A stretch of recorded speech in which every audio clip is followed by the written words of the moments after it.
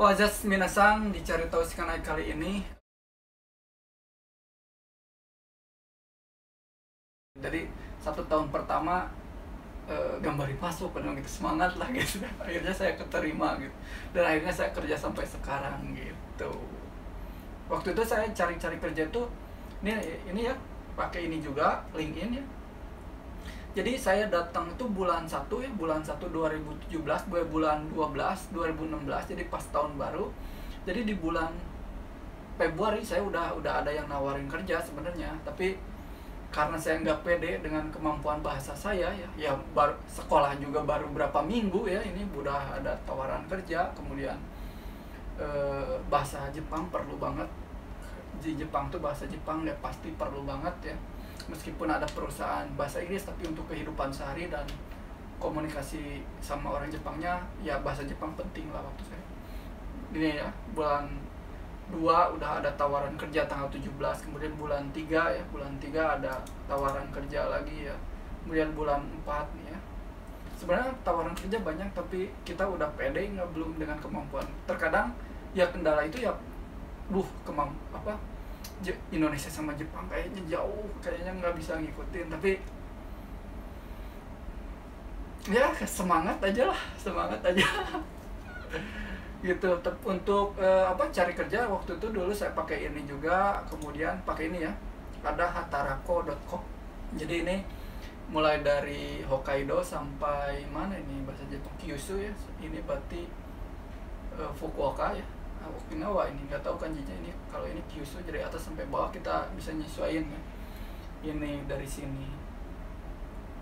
Kalau untuk kerja sampingan saya waktu itu baito.com ya, ada baito.com. Kalau pengen nyari sendiri ya pakai itu ya, baito.com atau hatarako.com. Atau juga ya kalau pas kerja mah lebih ke link dari temen ya, ada yang ngasih tahu kerja di sini ya, sistem memperkenalkan, atau biasa di Jepang tuh sokai. Ini jadi kemana ya. Oke, jadi saya ke Jepang tuh sekolah bahasa ya, kemudian lanjutannya saya kerja gitu. Jadi saya dari Indonesianya S1 ya, S1, kemudian ke Jepangnya saya sekolah bahasa dengan tujuan cari kerja ya, dan akhirnya saya kerja sampai sekarang di sini gitu. Sampai kapan? Jadi kalau bisa kerja kan bisa bawa keluarga ya. Kebetulan saya belum berkeluarga. Terus selama kita kerja ya nggak ada batasan waktu kita berapa lama di sini ya. Kalau pengen kerja terus ya terus aja kerja di sini gitu. Jadi nggak ada batasan ya. Kalau dulu gara-gara emang dulu kan belum ada yang namanya tokute ya. Dulu tuh yang ada tuh sekolah bahasa sama magang. Jadi belum ada tokute. Kalau sekarang kan ada namanya tokute gino. Jadi kemampuan khusus atau apa gitu ya. Jadi kita ada berapa bidang yang bisa diikuti. Jadi kalian bisa ikut itu juga. Kalau dulu sih sekolah bahasa itu banyak yang nanya kan langsung kerja dari Indonesia ke Jepang gimana. Bukannya saya nggak mau jawab ya, tapi benar-benar saya nggak tahu ya. Jadi saya bisa kerja di Jepang itu bukan dari apply langsung dari Indonesia terus dapat dari Indonesia langsung dapat kerja di Jepang, enggak. Jadi saya dulu tuh sekolah bahasa dulu dengan harapan ya menyesuaikan kemampuan bahasa, kemudian lingkungan di sini ya, beradaptasi sama lingkungan di sini ya, seperti itu sih. Jadi dari teman saya juga ada dari S1 ke sekolah bahasa, saya S1 ya dulunya, jadi ada yang ke sekolah bahasa kemudian kerja, ada yang dari SMA juga ya, SMA. Teman-teman saya yang dari sekolah bahasa ya, ada yang dari SMK, ada yang dari SMA gitu ya. Nah, ada yang dari SMA ya ke sekolah bahasa kemudian S1 ya, ada, sekarang juga ada ya. Teman saya yang waktu dulu sekolah bahasa aja. Kemudian ada yang dari S1 ke sekolah bahasa kemudian sekarang S2, ada ya yang kayak gitu. Ada, saya nggak akan bilang yang nggak ada gitu ya, ada ini ya. Kemudian ada juga yang dari SMA atau SMK, dari sekolah bahasa kemudian ke SK ya, sekolah kejurusan, ada ya, sekarang masih pada sekolah gitu. Kemudian ada juga yang dari SMA atau turun dari S1 ke SB kemudian nikah sama orang Jepang, ada ya, ada yang kayak gini juga ya, ada banyak, bukan banyak sih, ada ya, ada yang kayak gitu juga. Kemudian yang lanjutannya ya, lanjutannya ya, yen lanjutan, saya tujuan awal ke Jepang itu nggak pernah mikirin mau lanjutin sekolah mau apa. Tujuan awal saya memang pengen kerja di Jepang, ngumpulin uang buat, ya kalau dulu kan saya kerja lebih ke bisa hidup aja, makan. Jadi saya kepikiran pengen ke Jepang tuh pengen beli rumah sendiri, terus biaya nikah ya, udah umurnya kepikiran ke sana. Jadi saya belum ada kepikiran untuk udah kerja ini mau ngapain, mau lanjutin S2 atau gimana gitu, belum ada kepikiran gitu. Untuk sekarang kayaknya saya untuk 1 tahun atau 2 tahun berikutnya saya masih kerja gitu. Untuk selanjutnya atau pulang atau apa belum tahu ya, belum tahu gitu.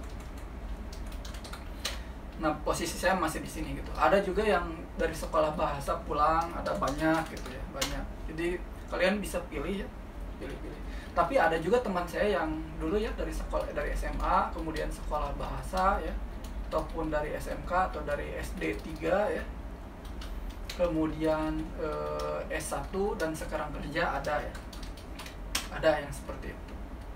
Dari S1 sekarang sedang kerja, ada, ataupun dari SB kerja, ada, banyak. Jadi ini pengalaman-pengalaman yang saya dan teman-teman saya alami ya, teman-teman yang sekolah bahasa gitu.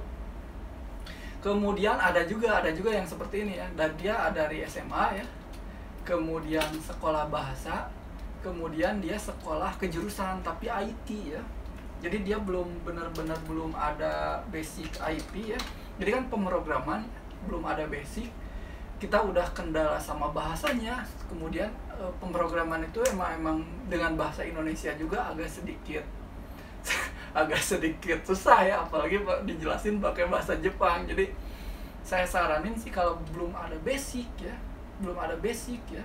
jadi udah sama basic kita nggak ada, bahasa Jepang kita susah, jadi agak-agak keteteran sekolah kejurusannya. Kalau saya saranin sih kalau belum ada kemampuan IT-nya dari SMA-nya gitu ya, SMA-nya lebih baik ke sekolah kejurusan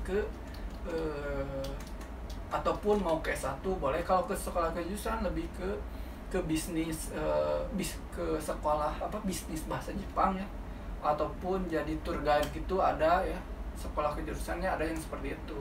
Jadi kalau saya saran sih kalau yang mau sekolah kejurusan IT yang pemrograman ya, saya lebih saran yang SMK ya. SMK dia kan udah ada basic gitu ya, basic pemrogramannya gitu ya. Ini menurut saya ini benar atau salah kurang tahu ya, ini saran aja ya. Jadi udah ada basic tentang pemrogramannya, IT-nya ada gitu, sekolah bahasa Jepang ya. Contohnya mau maksimal 2 tahun, kemudian sekolah jurusan 2 tahun ya. IT kayaknya bisa ini, dari sekolah ke jurusan langsung kerja bisa. Jadi syarat bisa kerja di Jepang itu bisa dari sekolah ke jurusan langsung bisa kerja bisa ya.